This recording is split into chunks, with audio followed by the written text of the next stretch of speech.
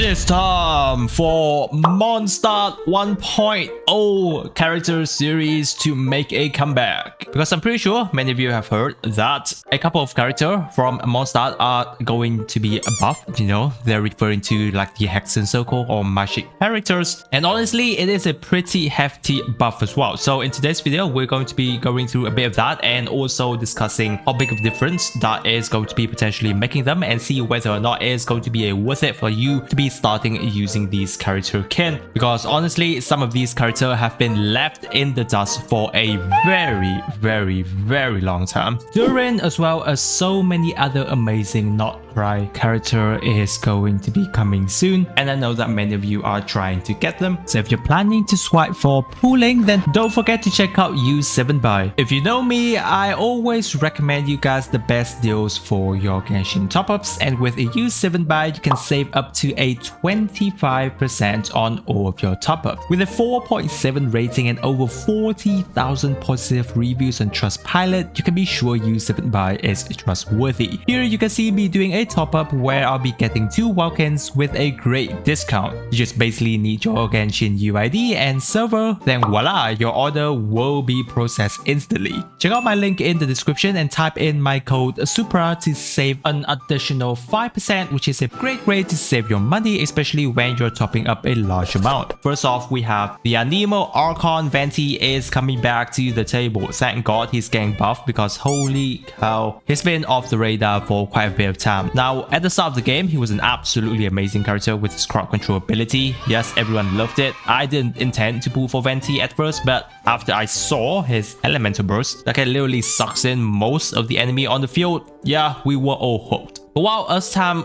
gone by, newer support come, especially, you know, Kazuha, for example, and the introduction of even more larger bosses enemies or heavier enemies that Venti can't actually crowd control, which is honestly was his best trait, he has been forgotten for a pretty long while. But with the magic character buff, he's not only getting his previous kit even better, but he's also getting more into newer roles. So with the new Venti buff, his normal attack after burst activation will have the ability to deal more 250% of the normal attack damage and also pierce through the enemies, which basically it doesn't stop whenever it hits one, but it will be going through any enemies within that line, which is great. His burst will also be extended by another 2 seconds, and that is pretty huge, and also has the potential to be sucking in heavier enemies now, and that is very much important, while also spawning at the nearest enemy when casted, where unlike in the past it will actually just spawn randomly in front of him regardless of where you are casting. And on top of that, his elemental burst also has its damage being increased of 135% of the original damage whenever you're triggering a swirl reactions. However, it gets even better. Whenever either Venti or your other active character triggers a swirl reaction, the active character gains a 50% damage bonus for a 4 second, though it is immediately reapplied every time you swirl, meaning that you're technically going to be having this buff up basically 100% of the time, which is definitely a lovely boost to his team. Other than that, his constellations are also buffed. For C2 now provides animal resistance reduction, increased from 12% before to a 24%, which is a double. C6 adds a extra 100% crit damage bonus to enemies that is caught in his elemental burst. For signature weapon, he is getting another quote-unquote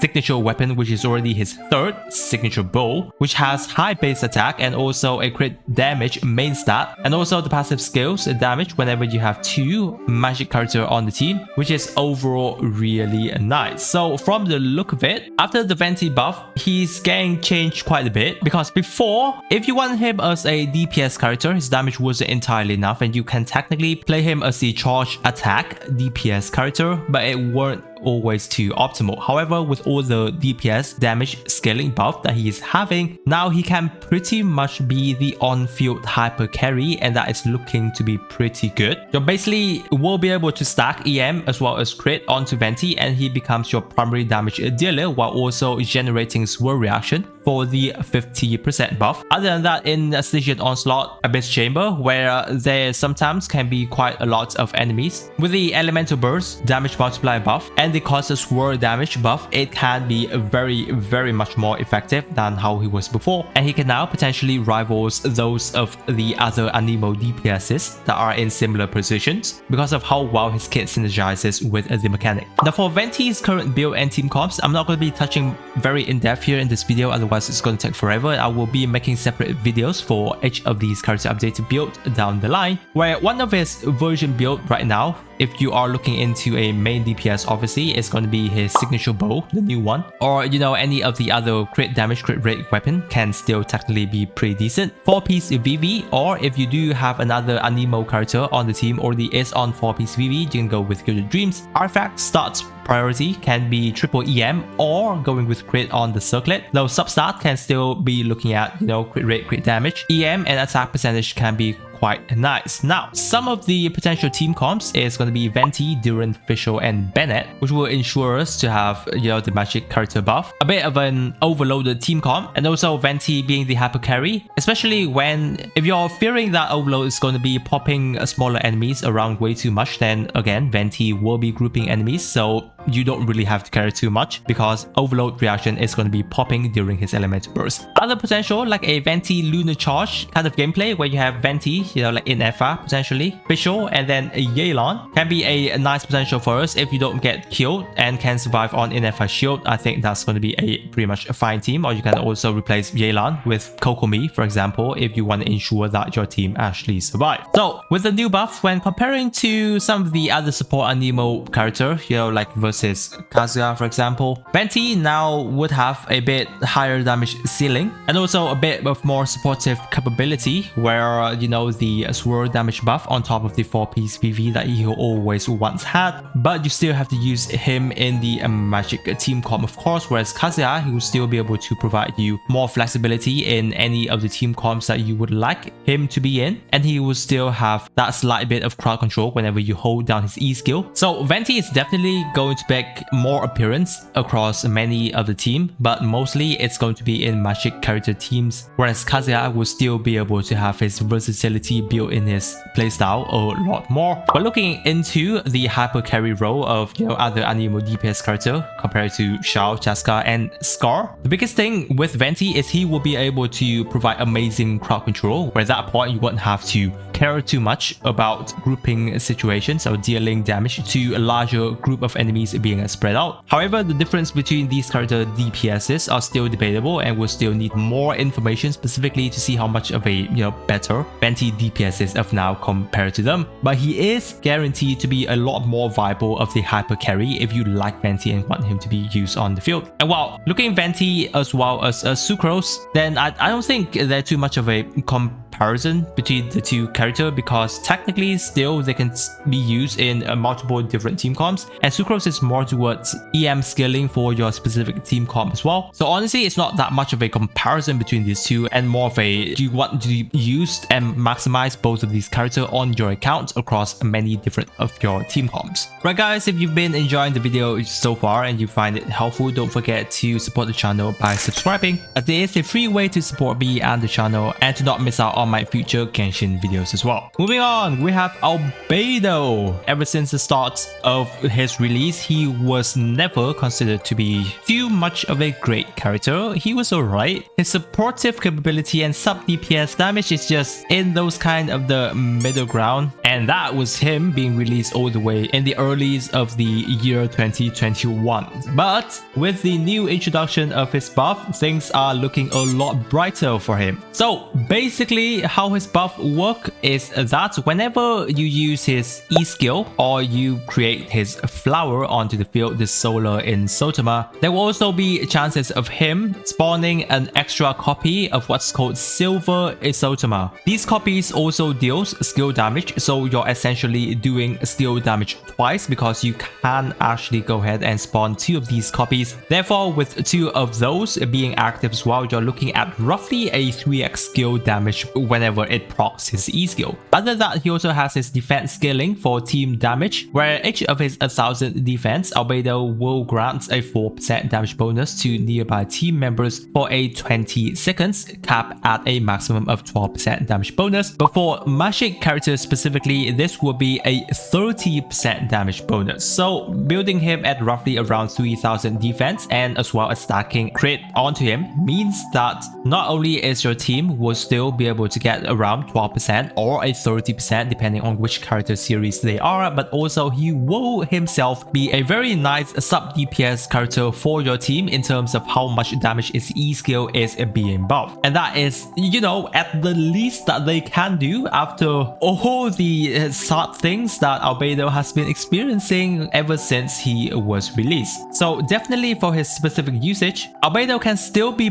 pretty much used in any of the team comps, because not only is his buff will be active most of the time, other than that, you know, his past supportive capability of having that 125 EM buff toward your active character in the team is still going to be available, and that is pretty huge. So obviously Geo team comps would still love him, like the Navia, Chiori, Ito, all those kind of Geo team would like him. Better DPS team character or more flexible DPS character, you know, like Novelet kind of teams, Albedo is also going to be decent there. Not to mention if we are pairing him up with, you know, other magic character team comps being built into it, I think those kind of team comps are going to be pretty decent. In terms of his specific builds and team comps, his weapon is still going to be either the Harbinger of Dawn or the Cinnabar Spindle, if you do manage to have access to it, but it's been a very long time. So honestly, if you do have any other defensive sword options, you know, like the specific Shlonen sword, then I guess you can still make use of that. The Opulent Dream set is still going to be his overall set, and obviously start priorities is at least going to be 2 defense piece and then a crit circlet in terms of him, so that he can deal more E skill damage. And then for his team comps, obviously Navia team comps, where you have Navia, Albedo, Durin, and then potentially either Bennett or Shlonen. That's overall going to be a very decent Geo comps. That's probably going to be the overall best Geo DPS comps that we have at the current point. Other than that, you know, as we mentioned, like a Novelet comp with Albedo, Shlonen, and Durin, which I don't know if it's going to be the best Novelet comps out there yet,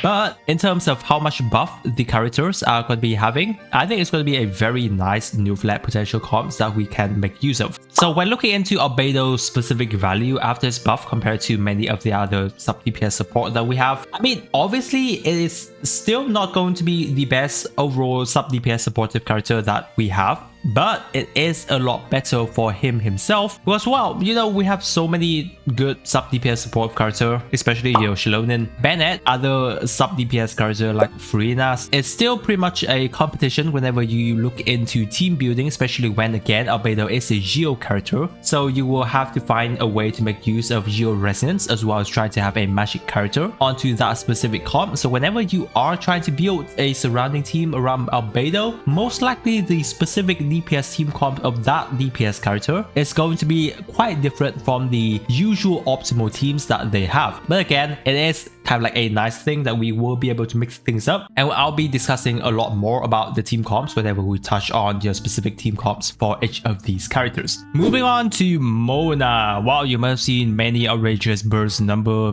gameplay team builds from Mona being a team, in some shot reaching over 2 million damage, which of course those videos would have been possible with your friendly neighbor Broken Mage Mona. Mona's the Genshin Impact classic, but I mean burst support.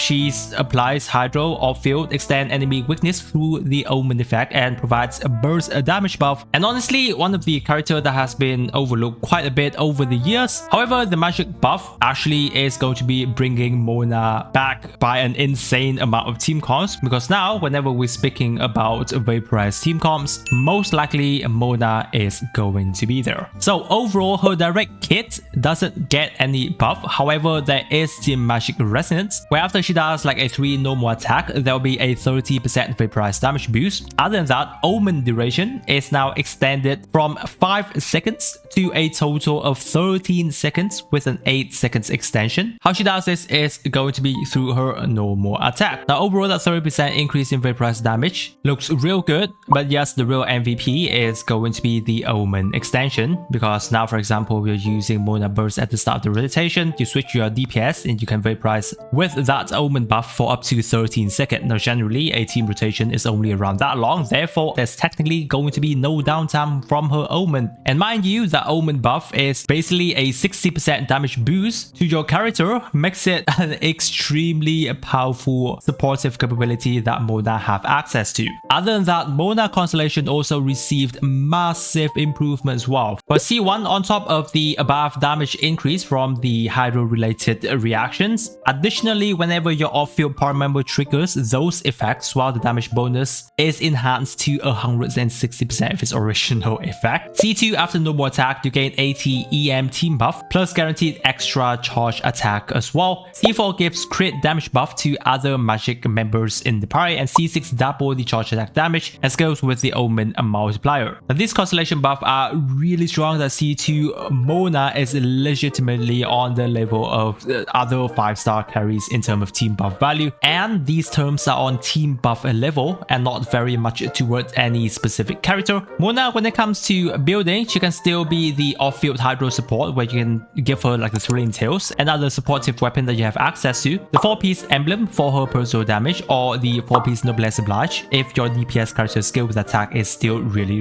good. Start priority can be energy regen depending on the set you're using, or HP, Hydro damage on the Goblet, as well as crit on her Circlet. Now obviously the energy regen level is going to be the most important because you want her elemental burst every of your rotations. Now since Mona works so well in vaporized team comps, yeah, there is going to be so many teams that she can be relevant in, you know, like the Mulaney vaporized team with Mona, Shilonin and Mavuika. Hutao team with Mona, Xingqiu, Zhongli is still really good. Or you know, like the Hexen Circle during comp with Mona, Sucrose and Bennett is going to be potentially super duper nice. So overall, Mona is one of the most improved characters that we've seen currently for the Magic character update. She goes from a decent support to some of the best in slot support for multiple DPSs after the update, potentially if it stays the same. And Mona is not actually gridlocked into specific Magic character teams either, because she doesn't need 2 characters to actually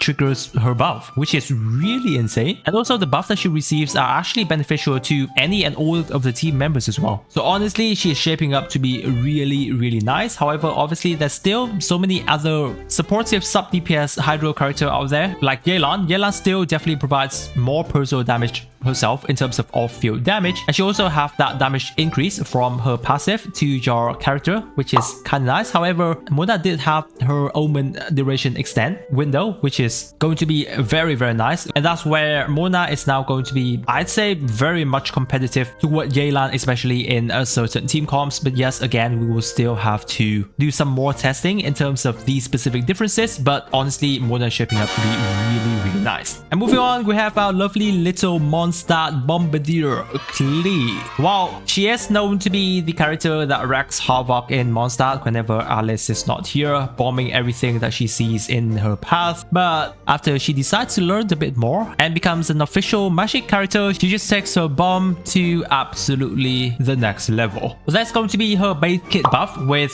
you can build up 3 explosive spark without using them, where it can potentially change her combo pattern. Other than that, the charge attack with Spark don't consume stamina, and this is huge because Klee is one of the characters that is the most stamina consuming. Other than that, your normal attack sequence don't reset during your elemental burst even if you get interrupted. This means that there's going to be consistent damage pattern, and her clunky feeling of gameplay might be mitigated from this rework. And other than that, half of the time using Spark doesn't actually consume it, which will create more opportunity for extended combo rotations, especially at her C6. So you can theoretically use 4 to 5 charge attack in a single rotation without stamina issues. Other than that, when Klee burst is active, her playstyle will shift for for the third normal attack triggers coordinated charge attack blast, and that will be the boom bash mechanic where you get increased damage, as each of her normal attacks now grants a boom bash stack. With one stack you get 115% damage increase, 2 stacks grants 130, and 3 stacks grants 150% damage increase. So basically it's 1.5 damage multiplier on the charge attack after you use 3 of her normal attack to charge the stack up. Other than that, her constellation also have a bit of an improvement where C1 added a 60% attack buff to Klee herself. C4 staying on field doubled the explosion damage from 555% to 1110% attack. And C6, while there's magic character being on the team, 50% chance you will not consume the explosive spark. There'll be a 40% chance of your first and second normal attack to consume spark for coordinated charge attack, which can potentially provide you permanent charge attack uptime, turning her into a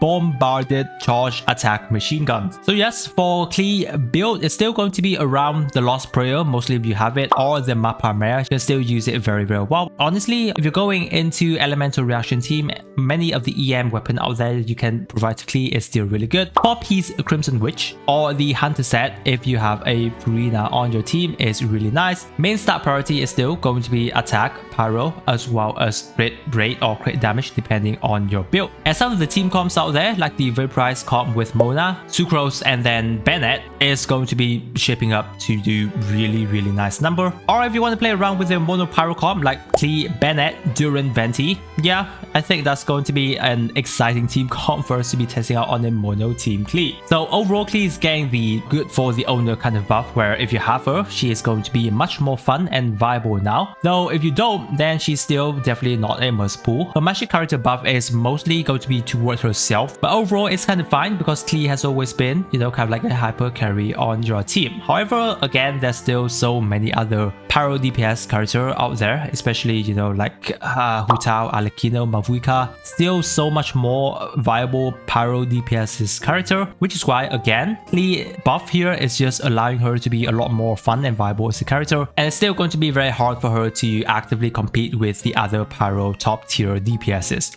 Oh, our Princess Endeavor along. Fischl. He has always been one of the best electro sub DPS supportive character out there, especially for free-to-play players. And now she's getting even more buff, which is absolutely great. I am loving that so far. Basically, she's gonna get her magic character buff. In Overload reaction, Fischl and all nearby on-field character gains a 22.5 attack increase for a 10-second. For Electro Charge and a Lunar Charge reaction, Fischl and all nearby on-field character will have a 90 EM increase for 10 seconds. However, at a C6 level, this buff are doubled. It is one of the simpler buffs to actually understand, but it's really good. Though I know that many of you who are newer to the game probably don't have a C6 Fischl, but if you have been playing for a very long time, I'm pretty sure that you guys will be having at least a higher constellation Fischl and closer to a C6 level at this point. So overall, her usage of Fischl is still going to be the same. She can still slot in any of the team comp, but it's going to be a lot better whenever she's you on a magic character team with an overload team comp or electro charge or lunar charge kind of teams. So yes, her build is going to be the same, but some other magic character can be used alongside with her. You can still have like a combination of Sucrose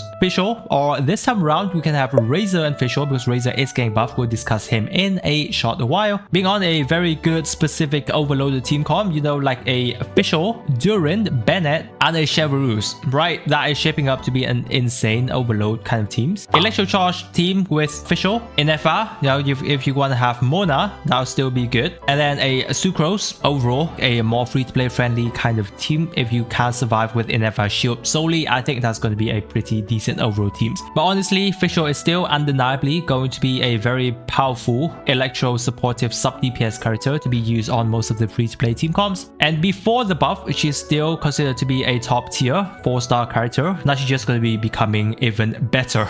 And yes, coming up, we have one of the worst character in the whole entire team before the buff, Razor. He can be used slightly at the start of the game, but as the game moves forward, ever since your 1.1 onwards, Razor has almost never been seen again. Even if you're still one of those rare Razor main out there, I'm pretty sure you have always been disappointed from his kit because of how bad he actually is. However, things are starting to shape up a little bit more nicely for Razor after the buff, because Razor received a new passive that enhances his elemental burst of Soul Companion damage actually increased for the Wolf Within's coordinate attack now deals an additional 70% of Razor attack as a bonus damage, which is quite a nice multiplier increase that stack on top of his already existing burst damage calculation. This will be automatically added whenever Razor complete his magic training, but other than that, there is also the magic character active buff when you have at least 2 magic character on the team. The Wolf Within will now call down lightning strike on nearby enemies, with each strike dealing 150% of Razor attack as AoE electro damage while restoring 7 elemental energy for Razor, triggering once per second. Now this is nice for him because energy restoration for his burst cycling matters, as all of his damage come from his elemental burst duration. So overall, it is looking to be mostly a pure DPS buff toward Razor himself. His constellation overall is unchanged, but the biggest one is going to be at a C6 level. It will guarantee 3 sigil, makes overflow a lot more consistent for him, and the 10% crit rate as well as 50% crit damage will be a nice damage multiplier for he himself. So honestly, it will be able to make him a little bit more of a competent and competitive within the hyper carry DPS role. Though do note that whenever you are building Razor, he still have 2 gameplay kind of build for his physical and his electro build, but most of the time I'm pretty sure it's just going to be going towards his electro kind of gameplay build, because physical really actually sucks, and unless Hoyoverse do decide to buff physical, it's mostly just going to be electro from his build. So Razor overload comps, Razor, Durin, Bennett as well as Chevreuse is going to be kind of decent, making sure that he has proper healing, also off-field power application so that we can trigger overload. And honestly, most of the time he is just going to be recommended to try and be in overload team, as many of the other team comp is really going to be a little bit harder for him to compete with other characters, and with the availability of the magic character at the current point, overload seems to be the most viable options for Razor. But yeah, we're still going to be looking out for other team comp potentially when we look more in depth into his team building. So overall, with a decent DPS buff like this, he's going to be easier to use if you want to use Razor as the hyper carry on your account. But obviously, the only time where you're still using him is most likely when you are lacking other character on your teams. You don't really have any other options of a DPS to be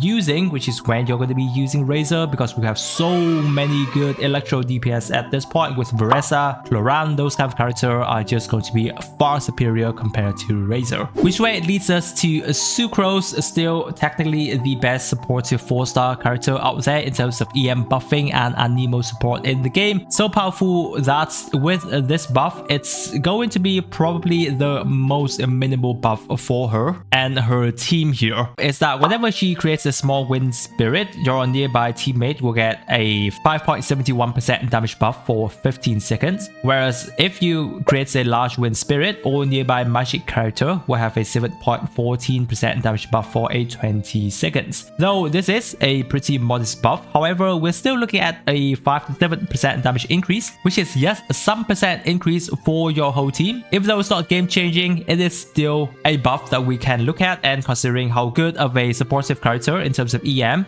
and the most supportive character Sucrose has been providing for us, Sucrose is still going to be Sucrose for a very long time. I'd say up until the very end of the game, she's still going to be a very much viable character. So after with everything we've discussed towards the character buff that we're going to be having, here's going to be a bit of a ranking to see how good of the buff that they were potentially going to be having. For Sucrose, I think she had an okay buff, not too much. Albedo, I think he's got one of the best buff especially toward himself. Quite a big change in terms of damage and also supportive capability. Venti is also really good in terms of all the crowd control that he's going to be having, damage increase, and also damage that he's going to be potentially increasing for your characters. Fischl got a decent buff. If it weren't for a C6 level kind of buff that she's going to be potentially having, that's probably going to be okay-ish, but I think a buff is pretty decent. Razor still going to be okay-ish, I'm feeling. Klee buff is also decent to her damage. I think it's kind of nice instead of team comps, but I don't think we have too many Klees on many of the account. Her buff is still going to be decent. It's not too much of a must pull. And Mona, yeah, very, very nice character. Especially after the buff, she's going to be a lot more valuable in many of the team comps. So after everything that we have discussed with the potential buff that's coming towards these characters, do I think they are going to be worth it for you guys to be either pulling for them or investing more into these characters? Now, first off, for the 4-star character, we did have Fischl, Sucrose, Razor, specifically going to be buffed. Now, Fischl and Sucrose are still so valuable that obviously it is best that you try and get more of their constellation, as you will still be using them across many of the different team comps. Razor, still, it is not too much of an importance, even though his damage is increased. I don't think many are still going to be using him. For the 5-star character though, which are Albedo, Venti, Mona, and Klee. Now, the interesting thing is, if you do have some of these characters already, you can potentially get their free constellation like Albedo, Klee, and Mona, which is an interesting way of stacking up for them to be better. If you do like Klee's character, trying to get more of a C1 and C2 especially is shaping up to be a very nice damage boost, as well as defend resistant shred for your team, especially at the Klee C2. Albedo constellation are fine, though not the most important, which is why I think stacking more onto Mona constellation whenever you do have a chance is also pretty decent. She is a standard character, so you can potentially get a couple of constellation onto her, but overall, if you do have like a C2 Mona, I think it's also going to be a very decent character, because many of us are probably going to be using Mona in many of the Vaporized team comp in the future. Venti doesn't have the free constellation, so yeah, we're probably not going to be trying to get more Venti constellation anytime soon. However, if you don't have Venti just yet, I still think that it's not too much of a required character for us to be trying to pull for Venti, though if you do have him, I think he's nice. His damage